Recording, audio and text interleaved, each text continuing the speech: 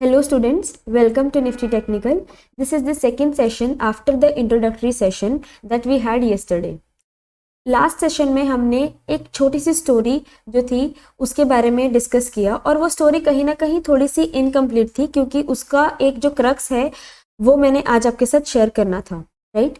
तो अगर हम बात करें तो हमने एक छोटी शिप स्टोरी जो है वो डिस्कस की थी जिसमें हमने देखा कि बहुत इनफॉर्मल वे से स्टॉक मार्केट का सेटअप किया गया, राइट। अब हम डिस्कस करेंगे कि एक्चुअली कहाँ पर जाकर जो है स्टॉक मार्केट के बीच में लोगों का, इन्वेस्टर्स का, जो नॉर्मल इन्वेस्टर्स थे छोटे या बड़े, उनका एक पार्टिसिपेशन बढ़ा। जैसे कि हमने कल वाली स्टोरी में डिस्कस किया था कि जो भी वर्किंग थी वो ईस्ट इंडिया कंपनी के साथ एसोसिएट की जा सकती है। तो ईस्ट इंडिया कंपनी ने अपने मर्चेंट्स के साथ या और भी जितने मर्चेंट्स थे उनके साथ एक आउटक्राई सिस्टम को दूर किया और अपने रिस्क को मिटिगेट करने के लिए उन मर्चेंट्स को एक अलग एरिया दिया जहां पर वो अलग अलग शिप्स में इन्वेस्ट कर सकते थे, राइट। तो धीरे धीरे जब उन्होंने अपने रिस्क को मिटिगेट करने के लिए ये अलग अलग शिप्स में अपना सामान जो था वो एक पोर्ट से दूसरे पोर्ट में भेजना शुरू किया तो उनमें कहीं ना कहीं उन्हें सक्सेस मिलती गई। धीरे धीरे जब उन्होंने ये इस सक्सेस को देख के धीरे धीरे और भी जो मार्केट्स थी उन्होंने अपने आप को इस चीज़ में इन्वॉल्व किया। तो जो सबसे पहली थी हमारी स्टॉक मार्केट को इस सिस्टम को अडेप्ट करने वाली एक्सचेंज थी वो थी एम्स्टरडैम स्टॉक एक्सचेंज। अब जब एम्स्टरडैम स्टॉक एक्सचेंज में अगर हम बात करें तो वो 1611 में, जैसे आप देख सकते हैं 1611 में वो मार्केट में आई और उन्होंने सेम उस तरीके से जैसे ईस्ट इंडिया कंपनी ने अपना ट्रेडिंग एक्टिविटी को स्टार्ट किया था उसी तरह से उन्होंने किया। लेकिन एम्स्टरडैम स्टॉक एक्सचेंज ने क्या किया, वहाँ पर उन्होंने उन सब छोटे छोटे और बड़े भी इन्वेस्टर्स को अलाउ किया क्योंकि उन्होंने अपनी कैपिटल जो थी, अपना जो पैसा था वो रेज करना था, राइट। तो उन्होंने बाकी सब लोगों को कहा कि वो भी आकर उनमें इन्वेस्ट करें। वो स्टॉक्स में जब इन्वेस्ट करते थे तो उनके बदले उनको जो था वो डिविडेंड मिलता था, राइट। जो भी शेयर होता था पर्टिकुलरली किसी भी इन्वेस्टर के लिए, जैसे मान लीजिए अगर उस टाइम पे बात करें तो कोई भी कंपनी है जिसके बीच में इन्वेस्टर्स ने पैसा अपना इन्वेस्ट किया है, तो अगर उस कंपनी का सक्सेसफुली वो ट्रेड होता था तो वहाँ पर उनको जो डिविडेंड था वो कंपनी शेयर करती थी, राइट। अब इस तरह से देखकर धीरे धीरे आगे बढ़ती गई चीज़ें और लंदन स्टॉक एक्सचेंज ने इस चीज़ को अडेप्ट किया after the success of Amsterdam stock exchange. अगर हम बात करें ईयर्स की तो 1801 में लंदन स्टॉक एक्सचेंज ने इनफॉर्मल या हाफ फॉर्मल वे से जो है स्टार्ट किया, राइट। और एक्टिव जो ट्रेडिंग स्टार्ट हुई, मान लीजिए अगर आप बात करते हैं कि उस वक्त किसी पर्टिकुलर स्टॉक, जैसे हम बात कर लेते हैं रिलायंस के किसी स्टॉक की, तो अगर उस टाइम पे रिलायंस के स्टॉक किसी ने बाय करने हैं, किसी इन्वेस्टर ने, तो वहाँ पर चिल्ला कर लोग इन्वेस्ट करते थे, राइट। लोग बोलते थे कि हमें रिलायंस के 10 शेयर्स या रिलायंस के 15 शेयर्स दे दीजिए। लेकिन जैसे मैंने डिस्कस किया कि वो एक आउटक्राई सिस्टम था, तो कभी कभी किसी इन्वेस्टर को वो शेयर्स मिलते थे और किसी को नहीं मिलते थे, राइट। तो 1825 में इन सब चीज़ों की एक्टिवली ट्रेडिंग हुई। तो जिन लोगों ने उसमें इन्वेस्ट करना था उनको एक प्रॉपर वे से देखा गया कि अब एटलीस्ट जो हमारे पास इन्वेस्टर्स आ रहे हैं हम उनको एटलीस्ट उनको उतने शेयर्स प्रोवाइड करें, और अगर कंपनी के पास और लोगों के लिए भी शेयर्स हैं तो वहाँ पर और लोगों को भी इन्वाइट करके हम ज़्यादा रेज कर सकें कैपिटल, राइट। इसी सब के चलते ये भी धीरे धीरे सक्सेसफुल रहा और 1817 में न्यूयॉर्क स्टॉक एक्सचेंज को रिकग्निशन मिली। धीरे धीरे जब पूरे इंटरनेशनल वे में न्यूयॉर्क स्टॉक एक्सचेंज जो था वो न्यूयॉर्क स्टॉक एक्सचेंज की भी सक्सेस दिखी या लोगों को एक अलग जरिया दिखा, क्योंकि ये भी एक तरह से प्रोफेशन था उस वक्त जो इंट्रोड्यूस होने वाला था, बट नोबडी वाज एक्सपेक्टिंग कि इसको आज जिस तरह से हम देख रहे हैं इतना फॉर्मल वे में ऑर्गेनाइजेशन देख पाएंगे, राइट। तो अगर बाकी इंटरनेशनल वे में ऑल ओवर द वर्ल्ड इस तरह की चेंजेस हो रही थी, तब इंडियंस भी पीछे नहीं रहने वाले थे, राइट। तो 1840 में बॉम्बे स्टॉक एक्सचेंज BSE का जन्म हुआ। जिस तरह बाकी के सब जो एक्सचेंजेस थे वो एक इनफॉर्मल वे से स्टार्ट हुए, similarly due to the lack of technology 1840 में बॉम्बे स्टॉक एक्सचेंज का भी जो था वो इस तरह से ही शुरुआत हुई। तो अगर आप जानेंगे पिछली हिस्ट्री देख पाएंगे तो वहाँ पर भी जिस तरह से आउटक्राई सिस्टम था, तो बहुत इनएफिशिएंट वे से लोगों के शेयर्स, जो छोटे मोटे इन्वेस्टर्स थे उनके जो शेयर्स थे उनको लेने और बेचने में दिक्कतें आ रही थी। जहाँ तक कि हम बात कर रहे हैं 1840 में जैसे हमारे BSE का जन्म हुआ, 1855 में RBI और बाकी सब जो गवर्नमेंट की एक्चुअली रिकग्निशन मिली बॉम्बे स्टॉक एक्सचेंज को। धीरे धीरे 1856 में जो था वो प्रॉपर वे से बॉम्बे स्टॉक एक्सचेंज काम करना शुरू किया, लेकिन क्योंकि उस वक्त भी हमारे पास जो थी टेक्नोलॉजी बहुत एडवांस नहीं थी, तो धीरे धीरे ये तरीका जो था वो कहीं ना कहीं लैक कह सकते हैं हम उसको, कि थोड़ा लैक वे में वो चलता रहा। लेकिन उनके उस दौरान उनका जो था वो एक ट्रेडिंग आप कह सकते हैं, जिसमें हम लोग बाय सेल कर रहे हैं शेयर्स की, उस तरह से वो चीज़ें सही रही। फिर ये सब चलते चलते काफ़ी अरसा हो गया और जैसे टेक्नोलॉजी ने हमें एक वाइड एरिया दिया, तो 1992 में नेशनल स्टॉक एक्सचेंज का जन्म हुआ। तो इंडियन स्टॉक मार्केट ने बहुत ही अच्छे लेवल पर धीरे धीरे ग्रो किया और टेक्नोलॉजी ने उन्हें बहुत हेल्प की।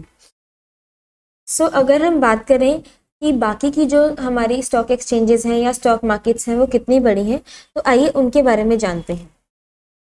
तो जैसा कि हमने डिस्कस किया कि जो टॉप रैंक कंट्रीज़ हैं उनकी मार्केट कैपिटलाइजेशन सबसे पहले आता है यूनाइटेड स्टेट्स ऑफ अमेरिका, जिसकी मार्केट कैपिटलाइजेशन जो है वो 30 ट्रिलियन है, right. On the other hand अगर हम उसके बाद उसकी उससे अलग जो उसके नीचे आती है वो आती है चाइना, दैट इज़ $13 ट्रिलियन।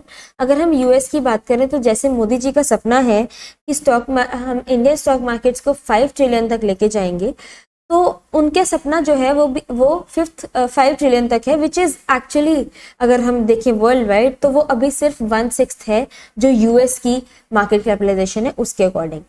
फिर आती है Hong Kong which is $6 trillion, Japan which is 5.67 and France. तो अगर आप देखेंगे तो फ्रांस, जापान और हांगकॉन्ग में ज़्यादा कुछ चेंजेस नहीं है। और 6th नंबर पर जो रैंक करता है वो है हमारा India with the market capitalization of NSE that is $3.1 trillion, right. On the other hand अगर हम बात करें तो इंडियन स्टॉक मार्केट्स में 2 मेजर एक्सचेंजेस हैं जिनको हम कंसिडर करते हैं। एक है नेशनल स्टॉक एक्सचेंज और दूसरी है बॉम्बे स्टॉक एक्सचेंज। जो नेशनल स्टॉक एक्सचेंज है वो ऑल ओवर द इंडिया को कंसिडर करते हैं, जिसमें हम ऑल ओवर द इंडिया में से जो भी टॉप रैंकिंग कंपनीज हैं, लार्ज कैप कंपनीज हैं, उनको कंसिडर किया जाता है। वहीं पर बॉम्बे स्टॉक एक्सचेंज में भी हम देख सकते हैं कि जो नेशनल स्टॉक एक्सचेंज में स्टॉक्स या आप कह सकते हो कि लार्ज कैप कंपनीज को कवर किया है, सेम ही हम बॉम्बे स्टॉक एक्सचेंज में भी कवर करते हैं। फिर आके बात आती है कि national stock exchange and Bombay stock exchange की अलग अलग मार्केट कैपिटलाइजेशन के बारे में।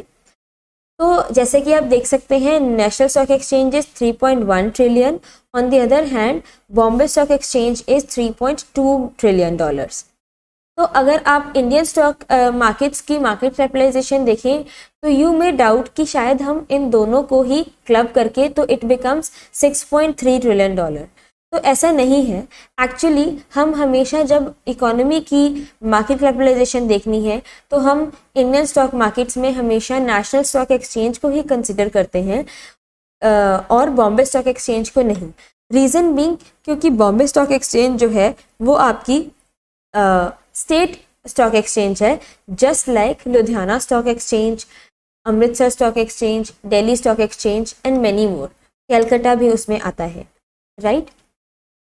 तो जैसा कि हमने डिस्कस किया, अगर हमें मार्केट इंडियन स्टॉक मार्केट्स में उनकी मार्केट कैपिटलाइजेशन देखनी है, एक इकोनॉमी की कैपिटलाइजेशन देखनी है, तो हम उसमें नेशनल स्टॉक एक्सचेंज को कंसिडर करते हैं, which is 3.1 trillion US dollars. On the other hand अगर आप बीएससी की बात करें, वैसे तो बीएससी की जो मार्केट कैपिटलाइजेशन है वो एनएससी से ज़्यादा है, लेकिन स्टिल हम बीएससी को इकोनॉमी की मार्केट कैपिटलाइजेशन को देखने के लिए नहीं यूज़ करते, just because it is a state exchange.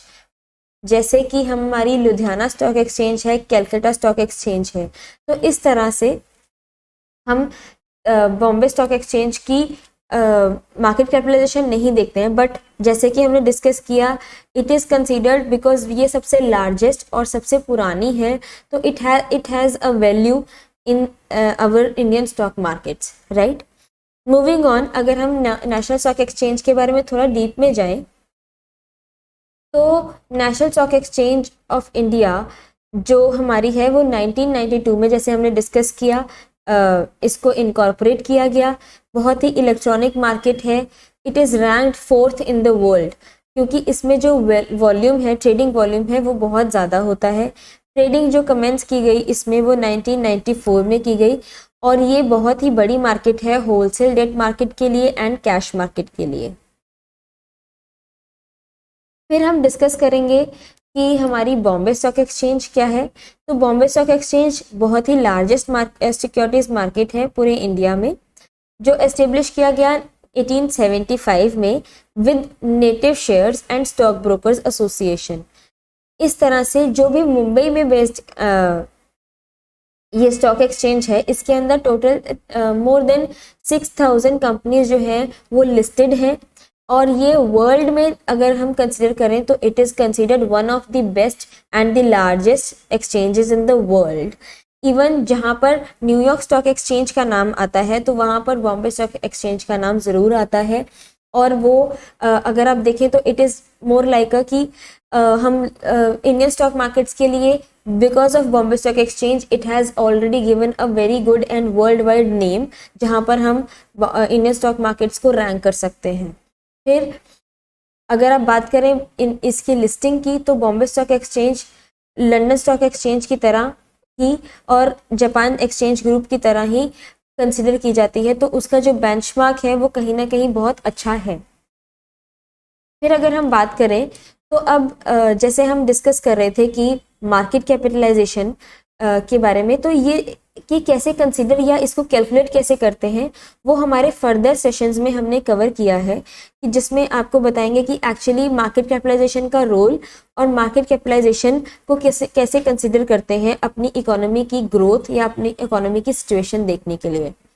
Moving on, जैसे हमने एक्सचेंजेस के बारे में डिस्कस किया, अब हम देखेंगे कि इन एक्सचेंजेस का एक्चुअली रोल क्या है। आइए हम जानते हैं स्टॉक मार्केट के फ़ायदे या उसके नुकसान के बारे में, लेकिन एक छोटी सी मोहन जो हमारा मिठाई वाला है उसकी स्टोरी के साथ। मोहन जो है बहुत फेमस, अपने शहर में बहुत ही अच्छे लेवल पे काम करता है। अगर हम बात करें तो उसकी जो फेमस है, उसकी जो पॉपुलैरिटी है वो उसकी लड्डू मेकिंग से है, ठीक है। तो अगर हम देखें तो वो जो अपना ये काम है वो सिर्फ एक शहर में ही कर रहा है, उसकी 2 से 3 दुकानें हैं। अब बात यहाँ आती है कि लोग उसके पास दूर दूर से मिठाई लेने आते हैं, क्योंकि उसकी मिठाई बहुत डिलीशियस है, इसलिए उसको हमेशा अपनी मिठाई जो है अगर कोई दूर से लेकर आता है तो वो उसके पास एक डाउट या एक प्रॉब्लम के साथ आता है कि मोहन मिठाई भंडार किसी और शहर में क्यों नहीं है। इस पर वो थोड़ा परेशान हो जाता है और अपनी जो लोगों को सर्व करने की जो एक फैसिलिटी है उसको वो रिस्ट्रिक्ट कर देता है। तो इस तरह से उसका जो एक ही शहर में काम है वो एक तरह से उसे फ़ायदा तो देता है, पर अगर वो बात करें तो लोग उसके पास उसकी मिठाई दूर दूर के शहरों से नहीं ले पाते। इसलिए उस पर इसलिए वो थोड़ा परेशान हो जाता है। एक दिन उसकी ही दुकान पर एक स्टॉक ब्रोकर हाउस का ही एम्प्लॉय आया। तो तब मोहन अपने किसी एम्प्लॉय के साथ या मैनेजर के साथ डिस्कस कर रहा था कि उसका जो ये काम है उसको वो दूर शहर तक कैसे ले जाए। पर जब मोहन को ये बात करते सुना उस एम्प्लॉय ने, तो उसने बोला कि आपकी ये जो चिंता है वो मैं दूर कर सकता हूँ। अगर आप चाहें तो मैं आपको लोगों से आपका ये आइडिया जो है आपके लोगों के साथ शेयर करके आपको पैसा अरेंज करके दे सकता हूँ। पर इस पर भी मोहन को थोड़ी चिंता हुई कि शायद उसको ये पैसे का देन जो है अगर वो लोगों से लेगा तो उसे हर महीने करना पड़ेगा। पर इस पर मोहन कहता है कि मेरे ऊपर पैसा कौन लगाएगा, अगर मैं पब्लिक के पास जाऊंगा तो वो मेरे ऊपर पैसा क्यों लगाएंगे। इस पर जो वो ब्रोकर का जो एम्प्लॉय है वो कहता है कि आपका जो पैसा है इसकी चिंता मैं रख लेता हूँ, आपके ऊपर पैसा लगाने वाले लोगों को मैं ढूंढ कर लाऊंगा। मोहन ने कहा कि ऐसे कौन लोग होंगे जो मुझ पर पैसा लगाएंगे। तो ब्रोकर ने कहा कि पैसा आप पर नहीं, पैसा आपकी मिठाई यानी कि आपके इस आइडिया पर लगेगा, जिसके लिए उन्हें लगेगा कि आपका जो ये मिठाई का ये जो धंधा है वो बढ़ने वाला है, लोग उस पर पैसा लगाएंगे। अब मोहन ने और भी चिंता में या और भी उसमें हैरान होकर पूछा कि ऐसा कैसे हो पाएगा। तब ब्रोकर ने बताया कि हम लोगों के पास आपका ये आइडिया लेकर जाएंगे, तो जिन लोगों को लगेगा कि आपका जो ये बिजनेस है वो आगे आने वाले टाइम में बढ़ेगा, क्योंकि उन्हें पता है कि आपके पिछले 5-6 साल में आपने जो ये अपना काम है उसको बढ़ाया ही है, इसलिए लोग आपके आइडिया के ऊपर पैसा लगाएंगे। लेकिन यहाँ पर मोहन की एक चिंता और थी, वो ये थी कि शायद मोहन को हर महीने उन लोगों को पैसा देना पड़ेगा। तो यहाँ पर ब्रोकर ने कहा कि आपको कभी भी हर महीने आपको कोई उनको देनदारी नहीं रहेगी, ये सब जो है आपको तभी देना होगा जब आपकी कंपनी आपका ये जो काम है वो प्रॉफिट करेगा। अब जब और वो भी पैसा आपको पूरा पैसा नहीं देना है, आपको जो भी प्रॉफिट होगा उसमें से उनका शेयर जितना रहेगा सिर्फ उतना ही पैसा उन्हें जब भी आपके प्रॉफिट कंपनी करेगी तब देना है। इस प्रॉफिट को जब हम शेयर करते हैं, जैसे मोहन अपने प्रॉफिट में से कुछ पार्ट जो है वो लोगों के साथ शेयर करेगा, इसे हम डिविडेंड बोलते हैं। तो इस तरह से पहली बार जब हम अपना लोगों से पैसा रेज करते हैं, कैपिटल रेज करते हैं, उसे हम बोलते हैं आईपीओस यानी कि इनिशियल पब्लिक ऑफरिंग। और अगर हम उसमें कमाए हुए मुनाफे से अगर हम कुछ शेयर लोगों के में बांटते हैं तो उन्हें हम बोलते हैं डिविडेंड। जैसे कि अभी रिसेंटली एक बहुत बड़ा और बहुत फेमस आईपीओ आया है, दैट इज जोमेटो। तो जोमेटो ने भी जिस तरह मोहन ने अपना पैसा लोगों से रेज किया, बढ़ाया, उसी तरह से जोमेटो ने भी लोगों से अपना पैसा जो है वो जुटाया और आगे अपने नए नए काम में जो भी उनके प्रोजेक्ट्स नए नए हैं उसके बीच में पैसा लगाया। और जो चल रहे प्रोजेक्ट्स हैं उनमें भी अपना पैसा जो है वो लगाया ताकि वो आगे और शहरों में भी जोमेटो को पहुंचा सके। तो इस तरह ये छोटी सी कहानी हमें जो भी मैकेनिज्म रहता है स्टॉक मार्केट का वो समझा सकती है। आगे हम बात करते हैं अगर तो जिस तरह से मोहन ने अपने जिन लोगों ने उसकी कंपनी में पहली बार इन्वेस्ट किया उनके साथ जो शेयर्स हैं अपने बांटे, उस तरह से पहले ज़माने में इस तरह के स्टॉक सर्टिफिकेट्स शेयर के रूप में लोगों से बांटे जाते थे। जैसे कि आप देख सकते हैं इस स्टॉक सर्टिफिकेट में पूरा लिखा है, this is to certify that, जो भी ओनर होगा उसका नाम लिखा जाएगा और उसने कितने शेयर्स के लिए पैसा लिया है और कौन सी कंपनी का शेयर उसके पास है, उसमें डेट, ईयर और टाइम सब ड्यूली साइन होकर कस्टमर को या इन्वेस्टर को दे दिया जाता था। पहले के ज़माने में लोग अपने अकाउंट्स में, अपने लॉकर्स में इन शेयर्स को खरीद कर रखते थे। लेकिन जिस तरह से हम डिजिटलाइजेशन की तरफ जा रहे हैं, जिस तरह से आपके लॉकर्स जो हैं वो ऑनलाइन आ रहे हैं, उसी तरह से हमारे स्टॉक सर्टिफिकेट्स भी हैं जो वो भी डीमटेरियलाइज हो गए। अब जब हमारे स्टॉक्स जो हैं वो डीमटेरियलाइज हो गए तो वो ऑनलाइन एक इंस्ट्रूमेंट के फॉर्म में हमारे डीमैट्स में पड़े हैं, और हम जब जिन शेयर्स में हम अपने स्टॉक्स को रखते हैं, जिस अकाउंट में हम अपने शेयर्स को रखते हैं, उसको हम डीमैट अकाउंट भी बोलते हैं। अब आगे हम पढ़ते हैं कि किस तरह से कंपनी इशू करती है, रेज करती है कैपिटल, और क्यों अब कंपनी जो है वो एक शेयर्स को इशू करती है।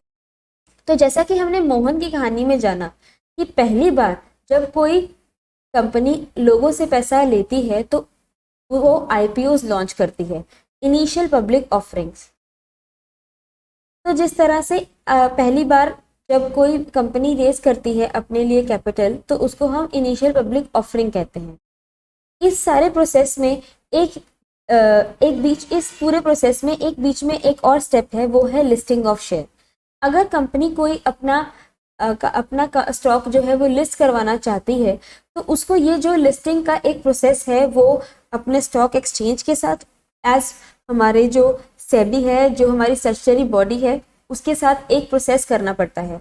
अगर मान लीजिए कि कोई कंपनी अपनी कंपनी से इनिशियल पब्लिक ऑफरिंग में ही 100 करोड़ लोगों से एक्सपेक्ट कर रही है, तो एटलीस्ट उसको 95% तक उसकी जो है वो सब्सक्रिप्शन आनी चाहिए। मतलब लोगों को एटलीस्ट 100 करोड़, अगर 100 करोड़ कंपनी एक्सपेक्ट करती है तो कम से कम 95 करोड़ तक लोगों ने उस कंपनी में इन्वेस्ट करने की अपनी इच्छा जाहिर की होनी चाहिए, तभी वो जो है आपका स्टॉक जो है वो स्टॉक एक्सचेंज पर लिस्ट हो पाएगा। अगर ये जो 95% का जो एक बेंचमार्क है, अगर उनका 95 करोड़ जो है कंपनी का उस लिस्टिंग की डेट तक मिल जाता है, तो कंपनी जो है वो लिस्ट हो जाती है। लेकिन अगर कंपनी जो है उसका ये जो पैसा है लिस्टिंग की डेट तक नहीं मिल पाता है, तो कंपनी में जो पैसा है वो कंपनी के शेयर जो है वो स्टॉक एक्सचेंज पर, एनएससी पर लिस्ट नहीं होगा, और जो भी लोग हैं जिन्होंने उसमें पैसा इन्वेस्ट करने के लिए सब्सक्राइब किया था, उन लोगों का पैसा जो है वो उनको वापस मिल जाएगा, एंड वो भी 15 डेज के अंदर उनका पैसा मिल जाएगा और कंपनी को कोई पैसा नहीं मिलेगा। उन्हें हम बोलते हैं ओपन मार्केट ऑपरेशंस। अब ऐसा है कि 1992 से पहले जब हमें कभी किसी कंपनी से के शेयर्स खरीदने थे, तो हमें एनएससी या बीएससी में एक एंट्री चाहिए थी। मतलब हमारा जो ब्रोकर है अगर वहाँ पर रहेगा तभी हम जो है वहाँ के शेयर्स खरीद पाएंगे। लेकिन जिस तरह से डीमटेरियलाइजेशन की एक जो अब सिचुएशन है जहाँ पर बहुत सिस्टमेटिक वे से काम होता है, एक ऑर्गेनाइजेशन है, तो हम जो सेकेंडरी मार्केट्स में जो है अपने ऑपरेशंस कर सकते हैं। यानी कि हम अगर बाइंग सेलिंग करते हैं तो अब सिर्फ अवेलेबल है कि एक छोटी सी क्लिक से हम अपने डीमैट के थ्रू ओपन मार्केट से सेल और परचेज ऑफ अवर शेयर्स हम लोग इजीली कर सकते हैं। तो आप देख सकते हैं कि अगर प्राइमरी मार्केट से आप प्राइमरी मार्केट में अगर आप परचेज करते हैं तो वहाँ पर जो आपका पैसा है वो डायरेक्ट कंपनी के ऑपरेशंस में लगता है। लेकिन अगर हम सेकेंडरी में बात करें, सेकेंडरी मार्केट से बात करें, तो वो जो पैसा है वो रीपरचेज्ड और रीसेल वो शेयर्स किए जाते हैं जो ऑलरेडी आईपीओ में रिलीज हुए थे। परचेज वो लोग करते हैं जिनको लगता है कि इसका भाव अब ऊपर जाएगा, और सेल वो लोग करते हैं जो एक्सपेक्ट करते हैं कि इसका भाव अब नीचे जाएगा।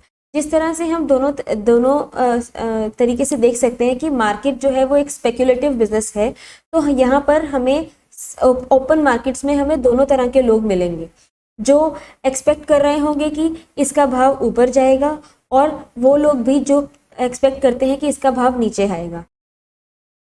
अब हम जानते हैं कि हमें स्टॉक एक्सचेंजेस एक्चुअली चाहिए क्यों।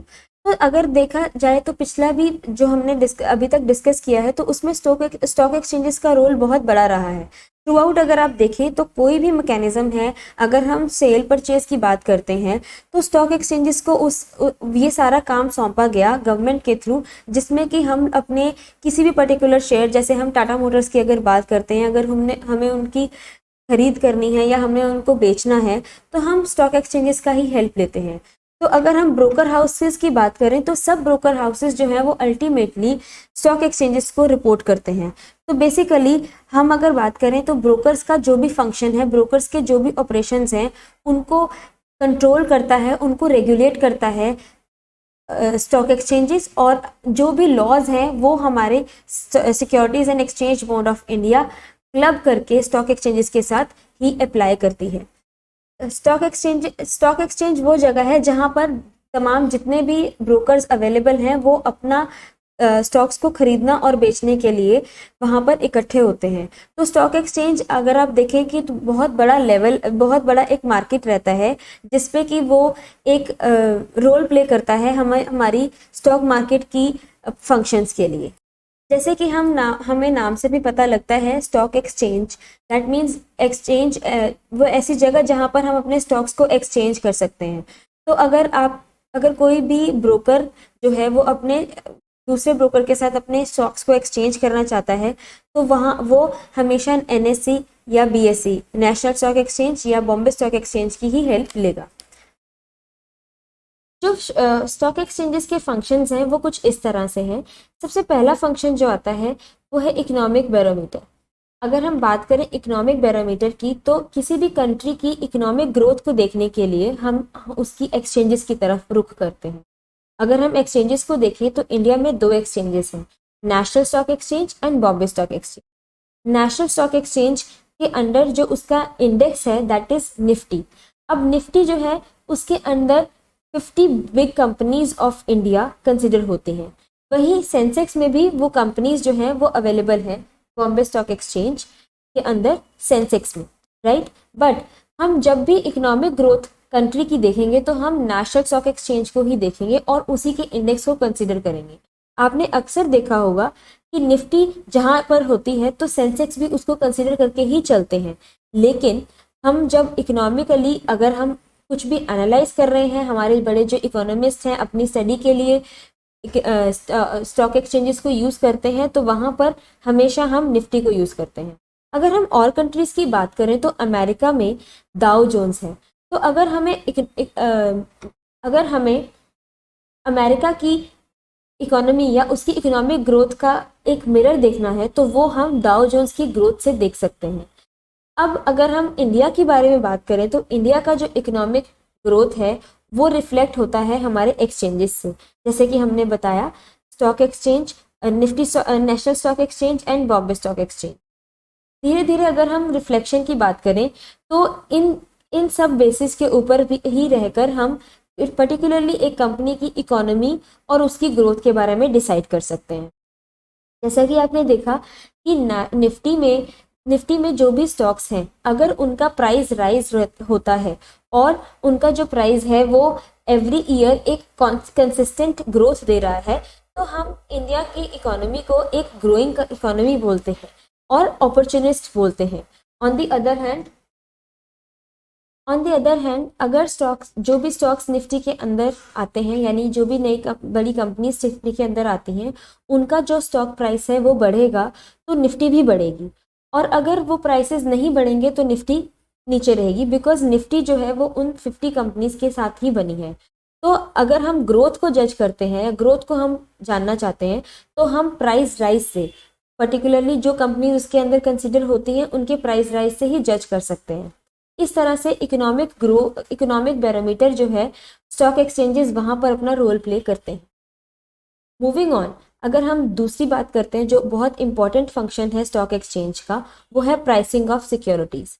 जैसे कि हमने पुरानी अपनी स्टोरी में डिस्कस किया कि मोहन को अपनी कंपनी का शेयर को लिस्ट करवाने के लिए स्टॉक एक्सचेंजेस के पास जाना पड़ा, उसी तरह से स्टॉक एक्सचेंजेस जो है वो पर्टिकुलरली सब वैल्यूएशन करने के बाद एक कंपनी की सिक्योरिटीज को जब लिस्ट करने वाली होती है तो उससे पहले उसकी प्राइसिंग करती है।